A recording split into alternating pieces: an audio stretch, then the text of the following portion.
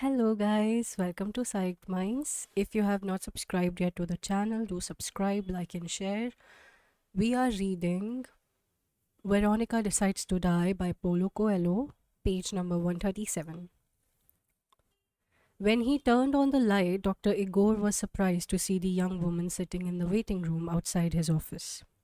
It's still very early, and I am completely booked all day. I know it's early, she said, and the day hasn't yet begun. I just need to talk for a while, only a short while. I need your help.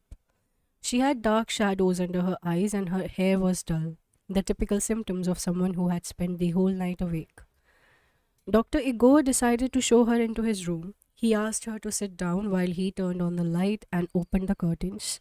It would be dawn in less than an hour, and then he would be able to save on electricity. The shareholders were very tough on expenses, however insignificant. He glanced rapidly through his diary. Zetka had had her last insulin shock and had reacted positively. That is, she had managed to survive that inhuman treatment. It's just as well in this particular case that Dr. Igor had demanded that the hospital council sign a declaration taking full responsibility for the consequences. He started reading some reports. Two or three patients had behaved aggressively during the night. Among them, according to the nurse's report, was Edward. He had gone back to his ward at about 4 in the morning and had refused to take his sleeping tablets. Dr. Igor would have to act. However liberal Villette might be inside, it was necessary to preserve its image as a harsh, conservative institution. I've got something very important to ask you, said Veronica. But Dr. Igor ignored her. Picking up his stethoscope, he began to listen to her heart and lungs. He tested her reflexes and examined the back of her retina with a small flashlight. He saw that there were now almost no signs of vitriol poisoning. He immediately went on to the phone and asked the nurse to bring in some medication with a complicated name. It seems you didn't have your injection last night, he said. But I'm feeling much better. I just have to look at your face, dark shadows under the eyes, tiredness, the lack of immediate reflexes. If you want to make the most of the little time left to you, please do as I say. That's exactly why I'm here. I want to make the most of that little time, but in my own way. How much time have I actually got? Dr. Igor peered at her over the top of his glasses. You can tell me, she said. I'm not afraid or indifferent or anything. I want to live, but I know that's not enough, and I'm resigned to my fate. What is it you want then? The nurse came in with the injection. Dr. Igor nodded, and the nurse gently rolled up the sleeves of Veronica's sweater.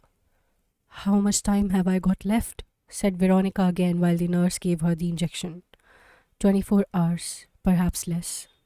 She looked down and bit her lips but managed to maintain her composure. I want to ask two favors. First, that you give me some medication, an injection or whatever, so that I can stay awake and enjoy every moment that remains of my life. I'm very tired, but I don't want to sleep. I've got a lot to do, things that I always postpone for some future date. In the days when I thought life would last forever, things I had lost interest in, and when I started to believe that life wasn't worth living. And what's the second favor? I want to leave here so that I can die outside. I need to visit Jublajana Castle. It's always been there, and I've never even had the curiosity to go and see it at close range. I need to talk to the woman who sells chestnut in winter and flowers in the spring. We passed each other so often, and I never once asked her how she was. And I want to go out with a jacket and walk in the snow. I want to find out what extreme cold feels like. I, who was always so well wrapped up, so afraid of catching a cold. In short, Dr. Igor, I want to feel the rain on my face, to smile at any man I feel attracted to accept all the coffees men might buy for me. I want to kiss my mother, tell her I love her, weep in her lap, unashamed of showing my feelings because they were always there even though I hid them. I might go into church and look at those images that never meant anything to me and see if they say something to me now. If an interesting man invites me to the club, I'll accept and I'll dance all night until I drop. Then I'll go to bed with him, but not the way I used to go to bed with other men, trying to stay in control, pretending things I didn't feel. I want to give myself to one man, to the city, to life, and finally to death. When Veronica had finished speaking, there was a heavy silence. Doctor and patient looked each other in the eye, absorbed, perhaps distracted by all the many possibilities that a mere 24 hours could offer. I'm going to give you some stimulants, but I don't recommend you take them, Dr. Igor said at last.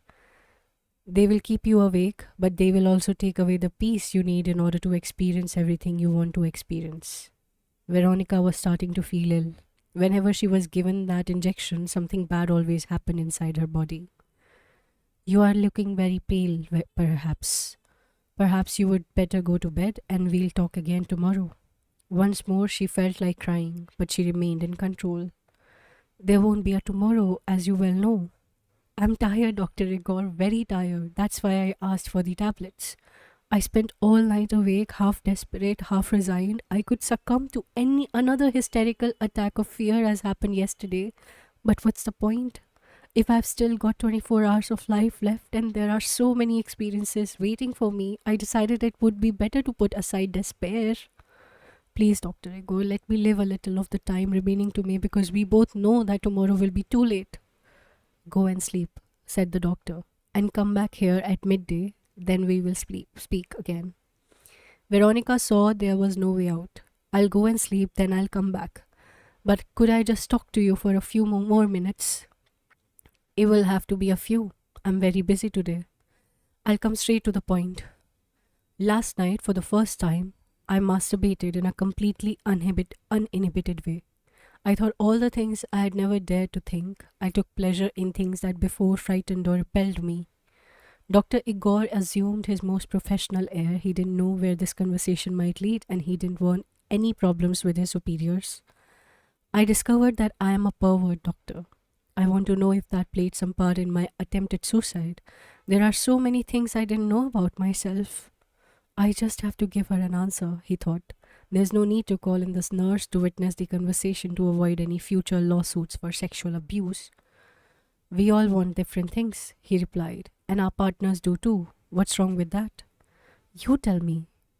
There's everything wrong with it, because when everyone dreams, but only a few realize their dreams, that makes cowards of us all. Even if those few are right, the person who is right is just the person who is strongest. In this case, paradoxically, it's the cowards who are the brave ones, and they manage to impose their ideas on everyone else. Dr. Igor didn't want to go any further. Now, please go and rest a little. I have other patients to see. If you do as I say, I'll see what can be done about your second request. Veronica left the room. The doctor's next patient was Zetka, who was due to be discharged, but Dr. Igor asked her to wait a little. He needed to take a few notes on the conversation he had just had. In this dissertation about vitriol, he would have to include a long chapter on sex. After all, so many neuroses and psychoses had their origins in sex. He believed that fantasies are electrical impulses from the brain which, if not realized, release their energy into other areas. During his medical studies, Dr. Igor had read an interesting treatise on sexual deviance, sadism, masochism, homosexuality, coprophagy, coprolalia, voyeurism. The list was endless. At first, he considered these things examples of deviant behavior in a few maladjusted people incapable of having a healthy relationship with their partners. As he advanced in his profession as psychiatrist, however, and talked to his patient, he realized that everyone has an unusual story to tell. His patients would sit down in the comfortable armchair in his office, stare hard at the floor, and began a long dissertation on what they called illnesses, as if he were not the doctor, or perversions, as if he were not the psychiatrist charged with deciding what was and wasn't perverse. And one by one, these normal people would describe fantasies that were all to be found in the famous treatise on erotic minorities, a book, in fact, that defended the right of everyone to have the orgasm they chose, as long as it did not violate the rights of their partner.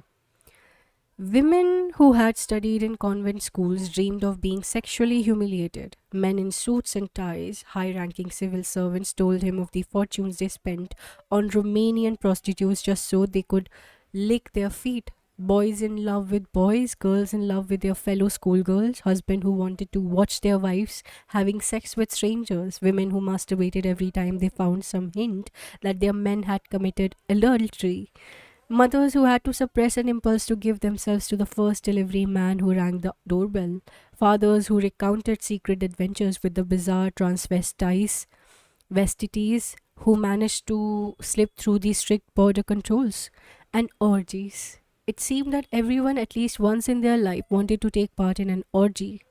Dr. Igor put down his pen for a moment and thought about himself. What about him? Yes, he would like it too. An orgy, as he imagined it, must be something completely anarchic and joyful, in which the feeling of possession no longer existed, just pleasure and confusion. Was that one of the main reasons why there were so many people poisoned by bitterness? Marriages restricted to an enforced monogamy, within which, according to studies that Dr. Igor kept safely in his medical library, sexual desire disappeared in the third or fourth year of living together. After that, wife felt rejected and the man felt trapped, and vitriol or bitterness began to eat away at everything. People talked more openly to a psychiatrist than they did to a priest because a doctor couldn't threaten them with hell. During his long career as a psychiatrist, Dr. Igor had heard almost everything they had to tell him. To tell him whether they really did anything. Even after many years in the profession, he still asked himself why they were so afraid of being different. Why, when he tried to find out the reason, the most common responses were, my husband would think I was behaving like a prostitute, or when it was a man, my wife deserves my respect. The conversation usually stopped there. There was no point saying that everyone has a different sexual profile, as individual as their fingerprints. No one wanted to believe that. It was very dangerous being uninhibited in bed. There was always the fear that the other person might still be a slave to their preconceived ideas. I'm not going to change the world, Dr. Igor thought resignedly, asking the nurse to send in the ex-depressive Zetka, but at least I can say what I think in my thesis. Edward saw Veronica leaving Dr. Igor's consulting room and making her way to the ward. He felt like telling her his secrets, opening his heart to her with the same honesty and freedom with which the previous night she had opened her body to him. It had been one of the severest tests he had been through since he was admitted to Willett as a schizophrenic, but he had managed to resist and he was pleased, although his desire to return to the world was beginning to unsettle him. Everyone knows this young girl isn't going to last until the end of the week. There would be no point. Or perhaps precisely because of that, it would be good to share his story with her. For 3 years, he had spoken only to Mari, and even then, he wasn't sure she had entirely understood him. As a mother, she was bound to think his parents were right, that they had just wanted the best for him, that his visions of paradise were the foolish dreams of an adolescent completely out of touch with the real world. Visions of paradise, that was exactly what had led him down into hell, into endless arguments with his family, into such a powerful feeling of guilt that he had felt incapable of doing anything and had finally sought refuge in another world. If it hadn't been for Murray, he would be still living in that separate reality. Then Mari had appeared. She had taken care of him and made him feel loved again. Thanks to her, Edward was still capable of knowing what was going on around him. A few days ago, a young woman the same age as him had sat down at the piano to play the Moonlight Sonata. Edward had once more felt troubled by his visions of paradise, and he couldn't have said if it was the fault of the music, or the young woman, or the moon, or the long time he had spent in Willet. He followed her as far as the woman's ward to find his way barred by a nurse. You can't come in here, Edward. Go into the garden. It's nearly dawn, and it's going to be a lovely day. Veronica looked back. I'm going to sleep for a bit, she said gently. We'll talk when I wake up. Veronica didn't know why, but that young man had become part of her world, or the little that remained of it. She was certain that Edward was capable of understanding her music, of admiring her talent, even if he couldn't utter a word. His eyes said everything, as they did at that moment, at the door of the ward, speaking of things she didn't want to hear about. Tenderness, love. Living with mental patients is fast making me insane. Schizophrenics don't feel things like that, not for other human beings. Veronica felt like turning back and giving him a kiss, but she didn't. The nurse would see and tell Dr. Igor, and the doctor would certainly not allow a woman who kissed schizophrenics to leave Villette. Edward looked at the nurse. His attraction for the young girl was stronger than he had thought, but he had to control himself. He would go and ask Marie's advice. She was the only person with whom he shared his secrets. She was doubtless she would doubtless tell him that what he wanted to hear, that in such a case love was both dangerous and pointless. Marie would ask Edouard to stop being so foolish and to go back to being a normal schizophrenic, and then she would giggle gleefully at her own nonsensical words. He joined the other inmates in the refectory, ate what he was given, and went outside for the obligatory walk in the garden while taking the sun. On that day, the temperature was below zero. He tried to approach Marie, but she looked as if she wanted to be left alone. She didn't need to say anything. Edward knew enough about solitude to respect other people's needs. A new inmate came over to Edward. He obviously didn't know anyone yet. God punished humanity, he said. He punished it with the plague. However, I saw him in my dreams and he asked me to come and save Slovenia. Edward started to move away while the man continued shouting. Do you think I'm crazy? Then read the Gospels. God sent his only son and his son has risen again. But Edward couldn't hear him anymore. He was looking at the mountains beyond and wondering what was happening to him. Why did he feel like leaving there if he had finally found the peace he had so longed for? Why risk shaming his parents again just when all the family problems were resolved? He began to feel agitated, pacing up and down, waiting for Marie to emerge from her silence so that they could talk. But she seemed as remote as ever. He knew how to escape from Villette. However strict the security might seem, it was actually full of holes, simply because once people entered Villette, they felt little desire to leave. On the west side, there was a wall that could quite easily be scaled since it was full of footholds. Anyone who wanted to climb it would soon find himself out in the countryside and 5 minutes later on a road heading north to Croatia. The war was over, brothers were once more brothers, the frontiers were no longer guarded as they had been before. With a little luck, he could be in Belgrade in 6 hours. Edward had already been on that road several times, but he had always decided to go back because he had still not received the signal to go forward. Now things were different. The signal had finally come in the form of a young woman with green eyes, brown hair, and startled look of someone who thinks she knows what she wants. Edward thought of climbing the wall there and then, of leaving and never being seen in Slovenia again. But the girl was sleeping and he needed at least to say goodbye to her. When everyone had finished taking the sun and the fraternity had gathered in the lounge, Edward joined them. What's that lunatic doing here? Asked the oldest member of the group. Leave him alone, said Marie. Anyway, we are crazy too. They all laughed and started talking about the previous day's lecture. The question was this: could Sufi meditation really change the world? Theories were put forward, as were suggestions, methodologies, contrary ideas, criticisms of the lecturer, ways of improving what had been tested over many centuries. Edward was sick of this kind of discussion. These people locked themselves up in a mental hospital and set about saving the world without actually taking any risks because they knew that outside they would be thought ridiculous, even if some of their ideas were very practical. Everyone had their own theory about everything, and they believed that their truth was the only one that mattered. They spent days, nights, weeks, and years talking, never accepting the fact that good or bad, an idea only exists when someone tries to put it into practice.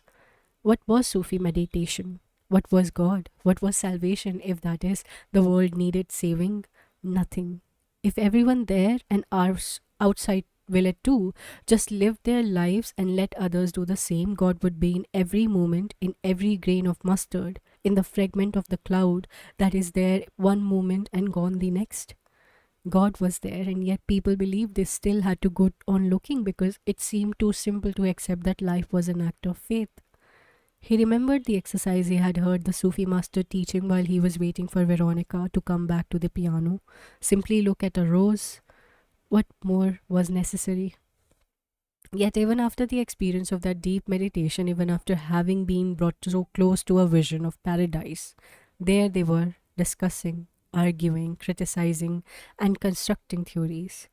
His eyes met Marie's. She looked away, but Edward was determined to put an end to that situation once and for all. He went over to her and took her by the arm. Stop it, Edward. He could say, "Come with me," but he didn't want to do so in front of all those people who would be surprised at his forthright tone. That's why he preferred to kneel down and look beseechingly up at her. The men and women laughed. "You have become a saint for him, Mary," someone said. "It must have been yesterday's meditation." But Edward's years of silence had taught him to speak with his eyes. He was able to pour all his energies into them, just as he was absolutely sure that Veronica had understood his tenderness and love. He knew that Mary would understand his despair because he really needed her. She resisted a little longer, then she got up and took him by the hand. "Let's go for a walk," she said. "You are upset." They went out into the garden again as soon as they were at a safe distance, certain that no one could hear them. Edward broke the silence. "I've been in Villette for years," he said. "I've stopped being an embarrassment to my parents. I've set aside all my ambition, but still the visions of paradise remain."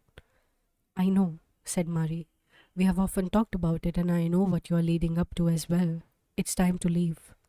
Edward glanced up at the sky. Did Marie feel the same? "And it's because of the girl," said Marie. "We have seen a lot of people die here always when they at least expected it, and usually after they had entirely given up on life. But this is the first time we have seen it happening to a young, pretty, healthy person with so much to live for. Veronica is the only one who doesn't want to stay in Villette forever, and that makes us ask ourselves, what about us? What are we doing here?" He nodded. "Then last night I too asked myself what I was doing in this hospital, and I thought how very interesting to be down in the square, at the Three Bridges, in the marketplace opposite the theatre, buying apples and talking about the weather. Obviously, I would be struggling with a lot of other forgotten things like unpaid bills, problems with neighbors, the ironic looks of people who don't understand me, solitude, my children's complaining, but all that is just part of life, I think. And the price you pay for having to deal with those minor problems is far less than the price you pay for not recognizing they are yours. I'm thinking of going over to my ex husband's tonight just to say thank you. What do you think?" "I don't know. Do you think I should go to my parents' house too and say the same thing?" "Possibly. Basically, everything that happens in our life is our fault and ours alone. A lot of people go through the same difficulties we went through and they react completely differently. We looked for the easiest way out, a separate reality." Edward knew that Marie was right. "I feel like starting to live again, Edward. I feel like making the mistakes I always wanted to make, but never had the courage to, facing up to the feelings of panic that might well come back, but whose presence will merely weary me since I know I'm not going to die or faint because of them. I can make new friends and teach them how to be crazy too in order to be wise. I'll tell them not to follow the manual of good behavior but to discover their own lives, desires, adventure, and to live. I'll quote from Ecclesiastes to the Catholics, from the Quran to the Muslims, from the Torah to the Jews, and Aristotle to the atheist. I never want to be a lawyer again, but I can use my experience to give lectures about men and women who knew the truth about this existence of ours, and whose writings can be summed up in one word: live. If you live, God will live with you. If you refuse to run his risks, he will retreat to that distant heaven and be merely a subject for philosophical speculations. Everyone knows this, but no one takes the first step, perhaps for fear of being called insane. At least, we haven't got that fear, Edward. We have already been inmates of Villette. The only thing we can't do is run as candidates for President of the Republic. The opposition would be sure to probe into our past." Marie laughed and agreed. I'm tired of that life. I'm tired of the life here. I don't know if I'll manage to overcome my fear, but I've had enough of the fraternity, of this garden, of Villette, of pretending to be crazy. If I do it, will you? You won't do it. I almost did, just a few moments ago. I don't know, I'm tired of all this, but I'm used to it too. When I came here, diagnosed as a schizophrenic, you spent days, months talking to me and treating me as a human being. I was getting used to to the life I had decided to lead, to the other reality I had created, but you wouldn't let me. I hated you, and now I love you. I want you to leave Villette, Marie, just as I left my separate universe. Marie moved off without answering. In the small and never used library in Villette, Edward didn't find the Quran or Aristotle or any of the other philosophers Marie had mentioned. He found instead the words of a poet. Then I said in my heart, as it happened to the fool, so will it happen even to me. Go thy way, eat thy bread with joy, and drink thy wine with a merry heart, for God hath already accepted thy works. Let thy garments be always white, and let not thy head lack ointment. Live joyfully with the wife whom thou lovest, all the days of the life of thy vanity, which he hath given thee under the sun, all the days of thy vanity.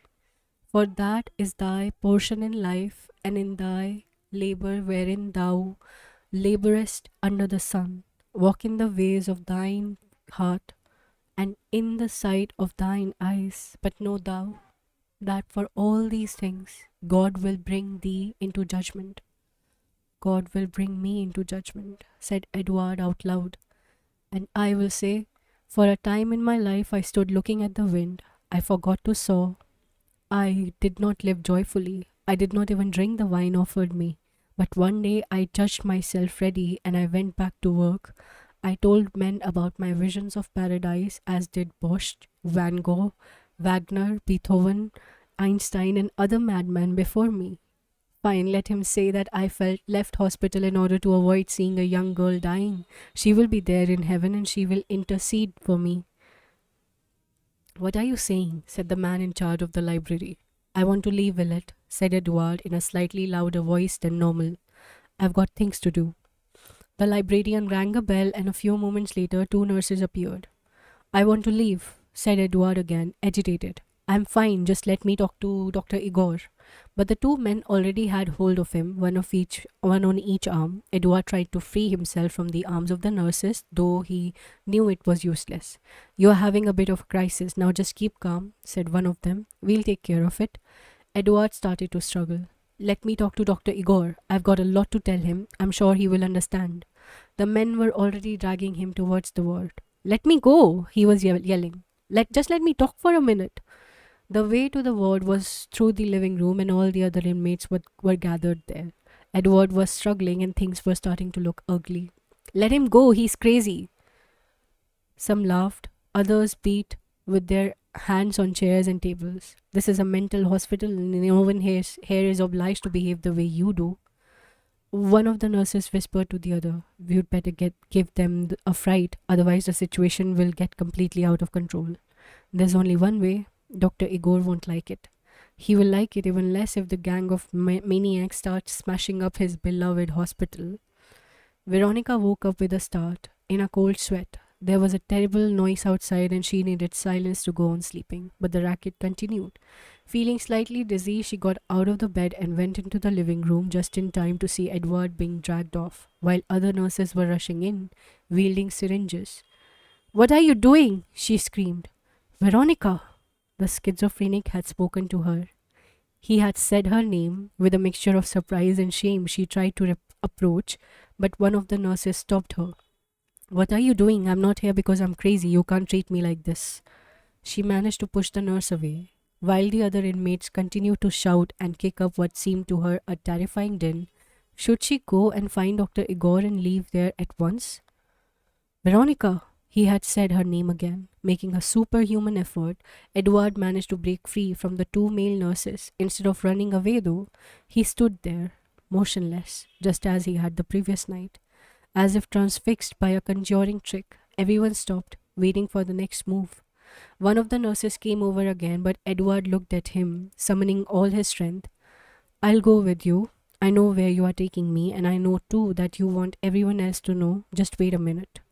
The nurse decided it was worth taking the risk. Everything, after all, seemed to have returned to normal. I think you are important to me, said Edward to Veronica. You can't speak. You don't live in this world. You don't know that my name is Veronica. You weren't with me last night. Please, say you weren't there. I was. She took his hand. The lunatics were shouting, applauding, making obscene remarks. Where are they taking you? For some treatment. I'll come with you. It's not worth it. You'd just be frightened. Even if I swear to you that it doesn't hurt, that you don't feel anything, and it's much better that sedatives because much better than sedatives because you recover your lucidity much more quickly. Veronica didn't know what he was talking about. She regretted having taken his hand. She wanted to get away from there as soon as possible, to hide her shame, never again to see that man who had witnessed all that was most sordid in her, and who nevertheless continued to treat her with such tenderness. But again she remembered Marie's word. She didn't need to explain her life to anyone, not even to the young man standing before her. I will come with you. The nurses thought it might be better like that. The schizophrenic no longer needed to be restrained. He was going of his own free will. When they reached the ward, Edward lay down on the bed. There were two other men waiting, with a strange machine and a bag containing strips of cloth. Edward turned to Veronica and asked her to sit down on the bed. In a few minutes, the story will be all around Willett and people will calm down again because even the craziest of the insane feel fear. Only someone who has experienced this knows that it isn't as terrible as it seems. The nurses listened to the conversation and didn't believe a word of what the schizophrenic was saying. It must hurt terribly, but then who knows what goes on inside the head of a lunatic? The only sensible thing the young man had said was about fear. The story would soon be all around Willett and calm would swiftly be restored. You lay down too soon, said one of them. Edward got up again and they spread a kind of rubber sheet beneath him. Now you can lie down. He obeyed. He was perfectly calm as if everything that was happening was absolute routine. The nurses tied some of the strips of clothes around Edward's body and placed a piece of rubber in his mouth. It's so that he doesn't accidentally bite his tongue, said one of the men to Veronica, pleased to be able to give some technical information as well as a warning. They placed a strange machine not much larger than a shoebox with a few buttons there, three dials on it, on a chair by the bed. Two wires came out of the top part and were connected to what looked like earphones. One of the nurses placed these earphones on Edward's temples. The other seemed to be regulating the machine, twiddling some knobs, now to the right, now to the left. Although he couldn't speak because of the piece of rubber in his mouth, Edward kept his eyes fixed on hers and seemed to be saying, don't worry, don't be afraid. It's set at 130 volts for zero point 0.3 seconds, said the nurse controlling the machine. Here goes. He pressed the button and the machine buzzed. At that moment, Edward's eyes glazed over. His body thrashed about on the bed with such fury that but for the straps holding him down, he would have broken his spine. Stop it, shouted Veronica. We have, said the nurse, removing the headphones from Edward's temple. Even so, Edward's body continued to writhe, his head rocking from side to side so violently that one of the men had to hold it still. The other nurse put the machine in a bag and sat down to smoke a cigarette. The scene lasted a matter of moments. Edward's body seemed to return to normal, but then the spasms recommenced, and the nurses had to redouble his effort to keep Edward's head still. After a while, the contractions lessened until they finally stopped altogether. Edward's eyes were wide open, and one of the nurses closed them as one does with the dead. Then he removed the piece of rubber from Edward's mouth, untied him, and put the strips of cloth in the bag along with the machine. The effects of electric shock treatment last about an hour, he said to the girl, who was no longer shouting and who seemed mesmerized by what she was seeing.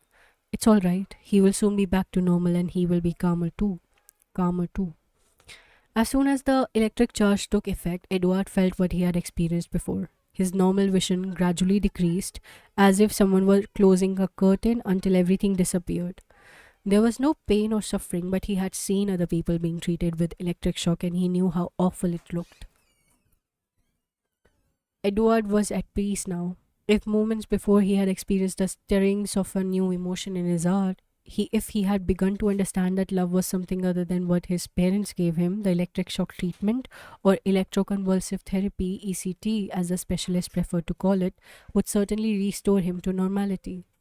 The main effect of ECT was to destroy short-term memory. There would be no nurturing of impossible dreams for Edward. He could not continue looking forward to a future that did not exist. His thoughts must remain turned towards the past, or he would again begin wanting to return to life. An hour later, Zetka went into the ward almost empty except for a bed where a young man was lying and a chair where a young woman was sitting. When she got closer, she saw that the young woman had been sick again and that her bent head was lolling slightly to the right. Zetka turned to call for help, but Veronica looked up. It's all right, she said. I had another attack, but it's over now. Zetka gently helped her up and led her to the toilet. It's men's toilet, Veronica said. Don't worry, there's no one here. She removed Veronica's filthy sweater, washed it, and placed it on the radiator. Then she removed her own wool top and gave it to Veronica. Keep it. I only came to say goodbye. The girl seemed distant, as if she had lost all interest in life. Zetka led her back to the chair where she had been sitting. Edward will wake up soon. He may have difficulty remembering what had happened, but his memory will soon come back. Don't be frightened if he doesn't recognize you at first. I won't be, said Veronica, because I don't even recognize myself. Zetka pulled up a chair and sat down beside her. She had been in Villette so long it would cost her nothing to spend a few minutes longer keeping Veronica company. Do you remember when we first met? I told you a story to try to explain that the world is exactly as we see it. Everyone thought the king was mad because he wanted to impose an order that no longer existed in the minds of his subjects. There are things in life, though, which, however we look at them, are valid for everyone. Like love, for example. Zetka noticed a change in Veronica's eyes. She decided to go on. I would say that if someone only has a short time to live and decides to spend that time sitting beside a bed, watching a man sleeping, then that must be love. I would go even further if during that time that person has a heart attack but sits on it in silence, just so as to remain close to the man. I would say that such love had a lot of potential for growth. It might also be despair, said Veronica. An attempt to prove that after all there are no reasons to continue battling away beneath the sun. I can't be in love with a man who lives in another world. We all live in our own world, but if you look up at the starry sky, you will see that all the different worlds up there combine to form constellations, solar systems, galaxies. Veronica got up and went over to Edward. Tenderly she smoothed his hair. She was glad to have someone to talk to. A long time ago, when I was just a child and my mother was forcing me to learn the piano, I said to myself that I would only be able to play it well when I was in love. Last night, for the first time in my life, I felt the notes leaving my fingers as if I had no control over what I was doing. A force was guiding me, constructing melodies and chords that I never even knew I could play. I gave myself to the piano because I had just given myself to this man, without him even touching a hair on my head. I was not myself yesterday, not when I gave myself over to sex or when I played the piano. And yet I think I was myself. Veronica shook her head. Nothing I'm saying makes any sense. Zetka remembered her encounters in space with all those beings floating in different dimensions. She wanted to tell Veronica about it, but was afraid she might just confuse her even more. Before you say again that you are going to die, I want to tell you something. There are people who spend their entire life searching for a moment like the one you had last night, but they never achieve it. That's why if you were to die now, you would die with your heart full of love. Zetka got up. You have got nothing to lose. Many people don't allow themselves to love precisely because of that, because there are a lot of things at risk, a lot of future, a lot of past. In your case, there is only the present. She went over and gave Veronica a kiss. If I stay here any longer, I won't leave at all. I'm cured of my depression, but in Villette, I've learned that there are other kinds of insanity. I want to carry those with me and begin to see life with my own eyes. When I came here, I was deeply depressed. Now I'm proud to say I'm insane. Outside, I'll behave exactly like everyone else. I'll go shopping at the supermarket. I'll exchange trivialities with my friends. I'll waste precious time watching television, but I know that my soul is free and that I can dream and talk with other worlds that before I came here, I didn't even imagine existed. I am going to allow myself to do a few foolish things so that people can say she's just been released from Villette. But I know that my soul is complete because my life has meaning. I'll be able to look at a sunset and believe that God is behind it. When someone irritates me, I'll tell them what I think of them and I won't worry what they think of me because everyone will say she has just been released from Villette. I look at men in the street, right in their eye, and I won't feel guilty about feeling desired. But immediately after that, I'll go into a shop selling imported goods, but buy the best wine my money can buy, and I'll drink that wine with the husband I adore because I want to laugh with him again. And laughing, he will say, "You are crazy." And I'll say, "Of course, I am. I was in Willet, remember?" And madness freed me. Now, my dear husband, you must have a vacation every year and make me climb some dangerous mountains because I need to run the risk of being alive. People will say she's just been released from Villette and now she's making her husband crazy too. And he will realize they're right and he'll thank God because our marriage is starting all over again. And because we are both crazy, like those who first invented love. Zetka left the ward, humming a tune Veronica had never heard before.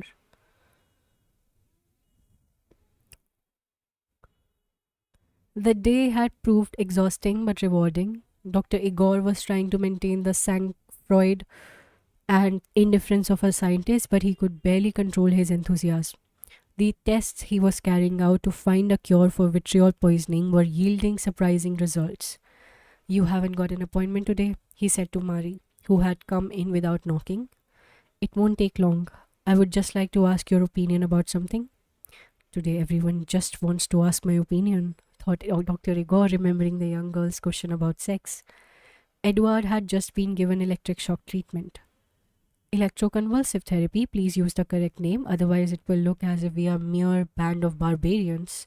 Dr. Igor tried to hide his surprise, but later he would go and find out who had made that decision. "And if you want my opinion on the subject, I must make it clear that ECT is not used today as it used to be.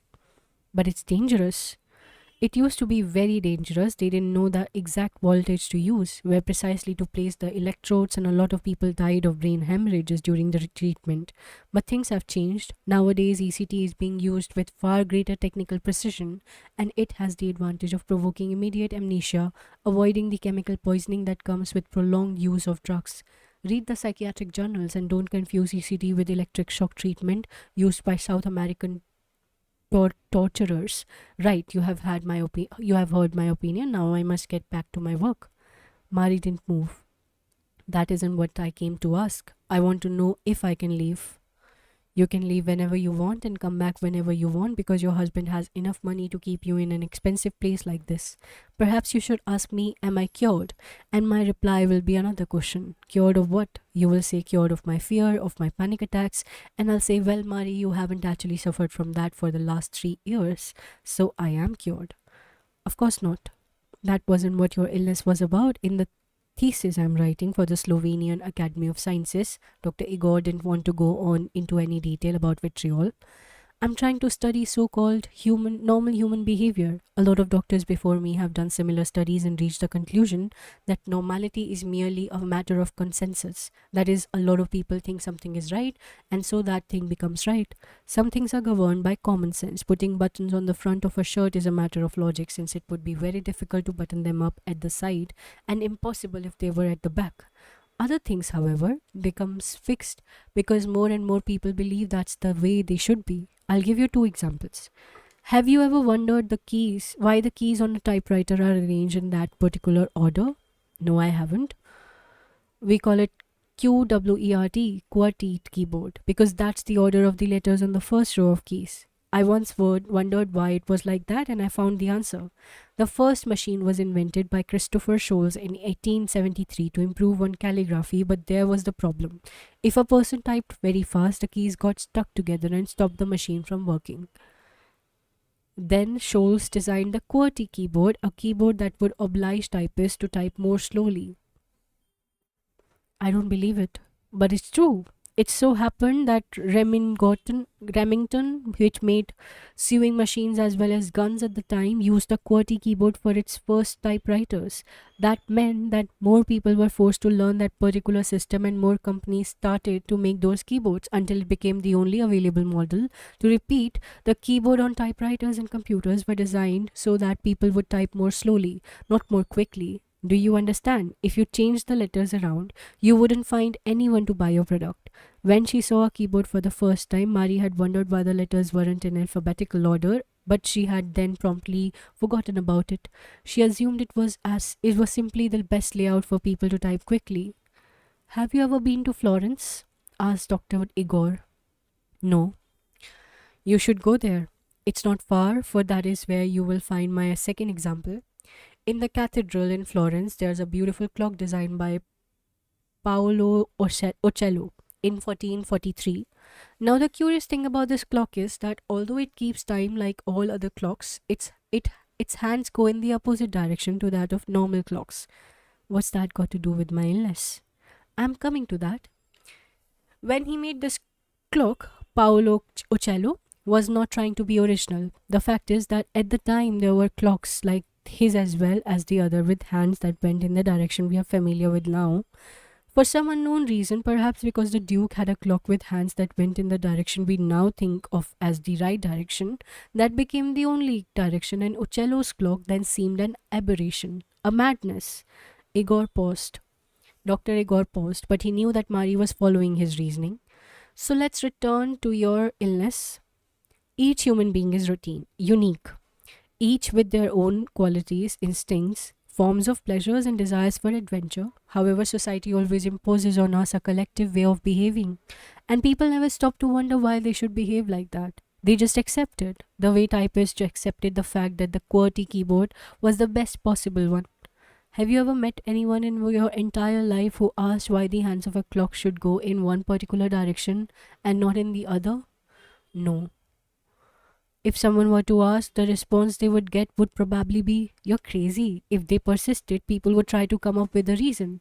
But they would soon change the subject because there isn't a reason apart from the one I have just given you. So go back to your question, what was it again? Am I cured? No, you are someone who is different, but who wants to be the same as everyone else, and that, in my view, is a serious illness. Is wanting to be different a serious illness? It is if you force yourself to be the same as everyone else. It causes neurosis, psychosis, and paranoia. It's a distortion of nature. It goes against God's law, for in all the world's woods and forests, He did not create a single leaf the same as another. But you think it's insane to be different, and that's why you chose to live in Villet, because everyone is different here, and so you appear to be the same as everyone else. Do you understand? Mari nodded. People go against nature because they lack the courage to be different, and even the organism starts to produce vitriol, or bitterness as this poison is more commonly known. What is vitriol? Dr. Igor realized he had gone too far and decided to change the subject. That doesn't matter. What I mean is this: everything indicates that you are not cured. Mari had years of experience in law courts, and she decided to put them into practice right there and then. Her first tactic was to pretend to be in agreement with her adversary, only to draw him immediately into another line of argument. I agree. My reason for coming here was very concrete. I was getting panic attacks. My reason for staying was very abstract. I couldn't face the idea of a different way of life with no job and no husband. I agree with you that I lost the will to start a new life, a life I would have to go get used to all over again. Further, I agree that in a mental hospital, even with its electric shocks, sorry, ECT as you prefer to call it, rigid timetables and occasional hysterical outbursts on the part of some inmates, the rules are easier to accept than the rules of the world that, as you say, does everything it can to conform. Then last night I heard a woman playing the piano. She played superbly in a way I have rarely heard before.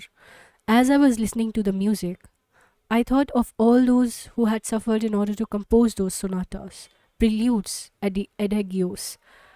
How foolish they must have been to made to feel when they played their pieces, which were after all different, to those who held sway in the world of music then. I thought about the difficulties and humiliations involved in getting someone to fund an orchestra. I thought of the booing public who was not yet used to such harmonies. Worse than the composer's suffering, though, was the fact that the girl was playing the music with such soul because she knew she was going to die. And am I not going to die? Where is my soul that I might play the music of my own life with such enthusiasm? Dr. Igor was listening in silence. It seemed that all his ideas were beginning to bear fruit, but it was still too early to be sure. Where is my soul? Mari asked again. In my past, in what I wanted my life to be, I left my soul captive in the moment when I still had a house, a husband, a job I wanted to leave but never had the courage to. My soul was in the past. But today it's here. I can feel it again in my body, vibrant with enthusiasm. I don't know what to do. I only know that it has taken me 3 years to understand that life was pushing me in a direction I didn't want to go in. I think I can see some signs of improvement, said Dr. Igor. I don't need to ask if I can leave Willet. I just walk through the door and never come back. I can just walk through the door and never come back, but I need to say all this to someone, and I'm saying it to you. The death of that young girl made me understand my own life. I think these signs of improvement are turning into something of a miraculous chain of healing, Dr. Igor said with a laugh. What do you think you will do? I'll go to El Salvador and work with children there. There's no need to go so far away. Sarajevo is only about 200 kilometers from here. The war may be over, but the problems continue. Then I'll go to Sarajevo. Dr. Igor took a form from a drawer and carefully filled it in. Then he got up and accompanied Mari to the door. Good luck, he said, then immediately went back to his office and closed the door. He tried hard not to grow fond of his patients, but he never succeeded. Mari would be much missed in Willet. That brings us to the end of the chapter and end of today's reading. We will continue from page number 172 in tomorrow's reading. Bye bye for now. If you have any comments, any feedback, any kind of comment, criticism, negative, positive, anything is welcome. You can write in the comment section of the video you're viewing or in the community section of the YouTube channel. And if you have not subscribed yet, do subscribe, like and share, as I always say. Bye bye. Take care and keep reading.